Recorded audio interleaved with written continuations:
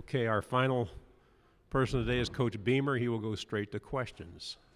How about front row right here on your left?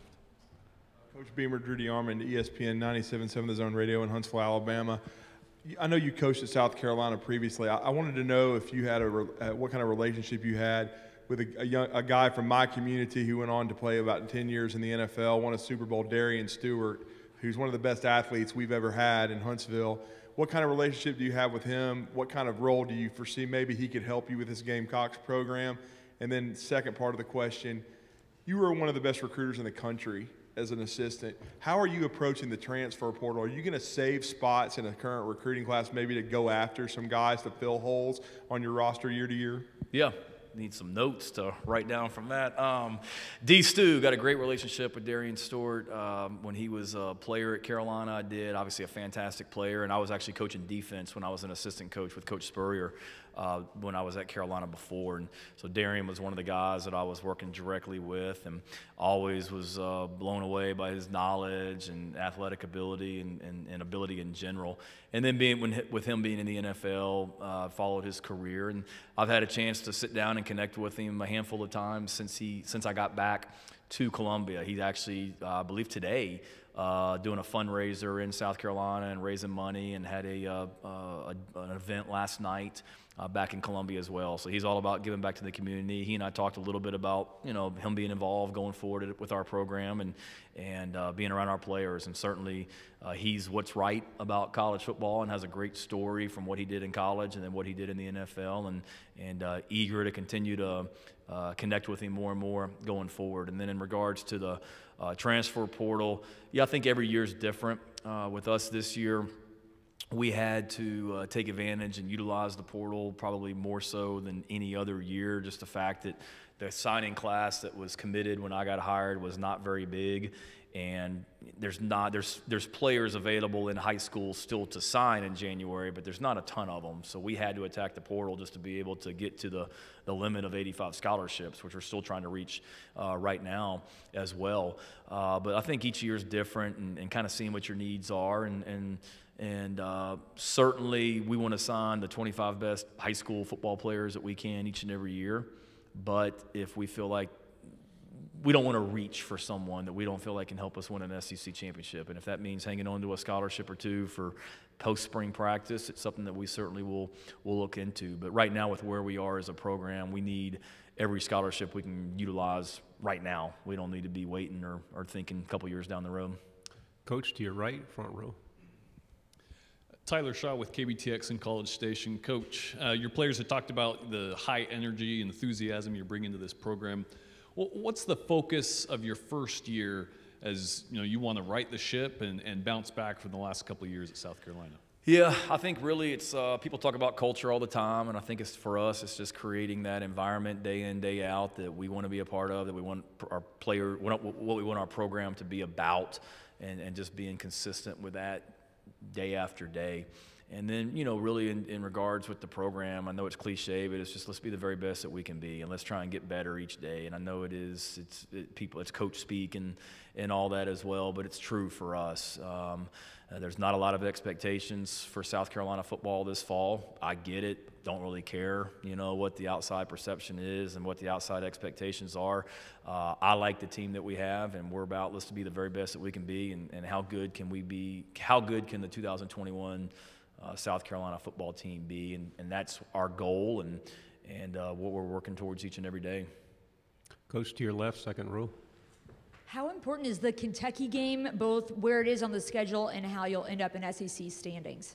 I think it's always important, and we got 3 pretty big ones before that as well. But from being at South Carolina before, I know how big that Kentucky game is each year. I mean, there was one year when I was at South Carolina, and I think it was Andre Woodson was the quarterback, and they were ranked top 10 in the country, and we beat them in Columbia on a Thursday night.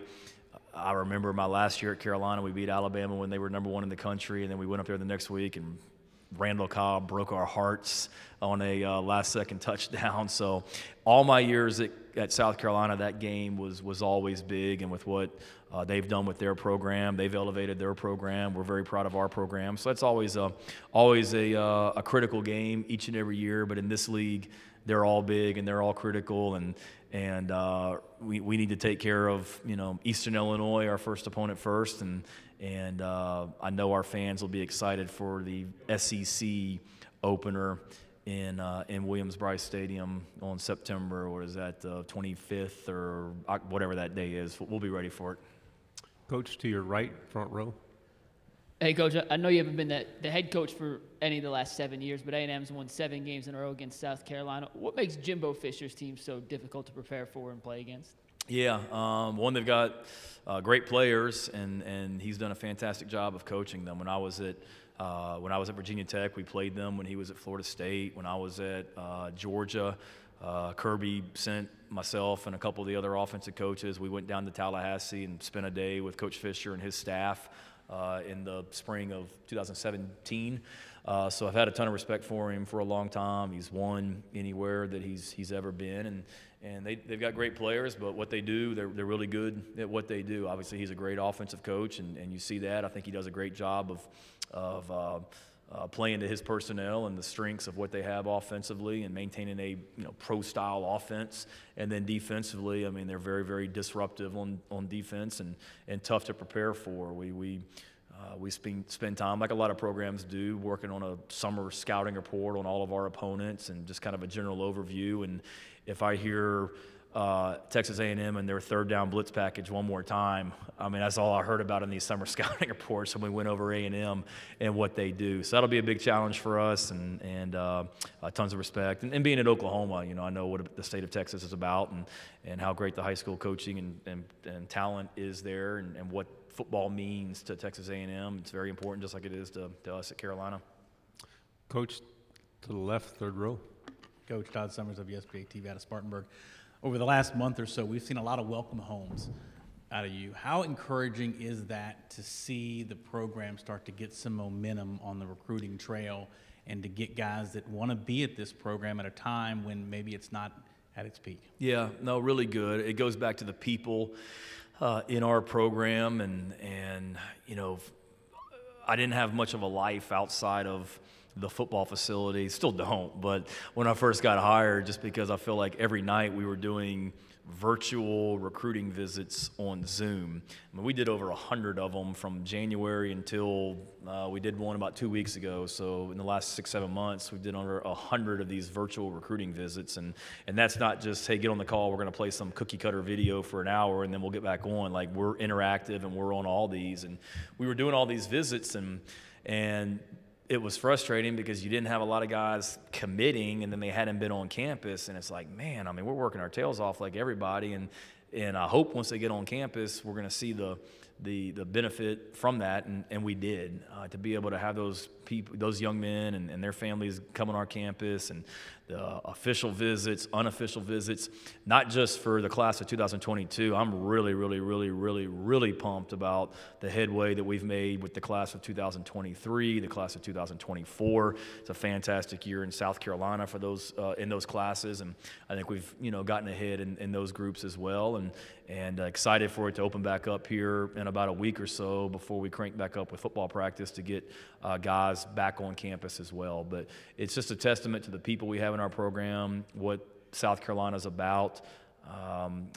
We're real, we're genuine. There's not an act. What you see is what you get with us, and it was nice to have so many families comment just on how real and genuine our staff is, and that's what we're going to be about. With time for 2 questions, Coach, to your right, second row. At linebacker, you guys have only a couple of guys who've played much at all. How is that going to be a juggling act, or what will that juggling act kind of look like as y'all are trying to figure out the best combination there? At linebacker? At linebacker, yeah. Great question. I know I mentioned Sherrod Green, but in the main room, as somebody that's played a lot of snaps, but he's got a fierce competition going on. When you talk about Mo Kaba and Damani Staley and Debo we've added, and Rosendo Lewis and Brad Johnson. I mean, it's a good group, and I'm excited. Probably we got competition going on at a lot of positions. None more so than linebacker. You know, you could throw defensive back in there, you could throw a wide receiver in there, how it all shakes out. But you're typically only going to have 2 true linebackers on the field at a time. So who those 2 guys are and then who's in that rotation will be critical. And we've got some really good players that are going to be battling it out. And that's something that's going to uncover itself in the month of August during preseason practice. As it stands here right now, I mean, I'll be honest with you, I couldn't tell you who's going to go out there as the starting Mike linebacker and the starting Will linebacker the first game, much less the first practice. It's truly a competition. It is wide open, and I'm excited to see how it shakes out. We'll finish here, front row to your left. Question. I wanted to ask you about what did you learn in the 3 years that you had a chance to work with Lincoln Riley? He's been such an offensive mastermind. He had a seamless transition really from head coach or from offensive coordinator to head coach, and he's run different styles of offenses almost with different QBs. What did you learn most from him? Probably just what you just said. A lot. One, I was thankful that I was able to come in with Lincoln after year 1. So I went into Georgia with Kirby, his first time ever being a head coach. I go into Oklahoma, Lincoln's second year of being a head coach, but his first true off season. So being able to see what they did as a head coach early on in their tenure. Kirby, when he got the job, I think was younger than what I am now. Lincoln's still younger than me, so he's younger than what I was. So being able to see them as a first-time head coach. And then that was my main reason for leaving Georgia to go to Oklahoma, was just to get connected with Lincoln Riley from an offensive standpoint and to see not just how we did things offensively, but why we did the things we did. It was really good for me. But it was a great lesson of each year that offense, like the core concepts are going to stay the same, but you better be able to adapt to your personnel. And we were different in 2018 with Kyler at quarterback than we were 2019 with Jalen, the 2020 with Spencer Rattler. And who are your best playmakers? Let's figure out ways to get them the ball, and that's probably the biggest thing I took from there. Thank you, Coach. Yep. Thank all of you. Have a great week.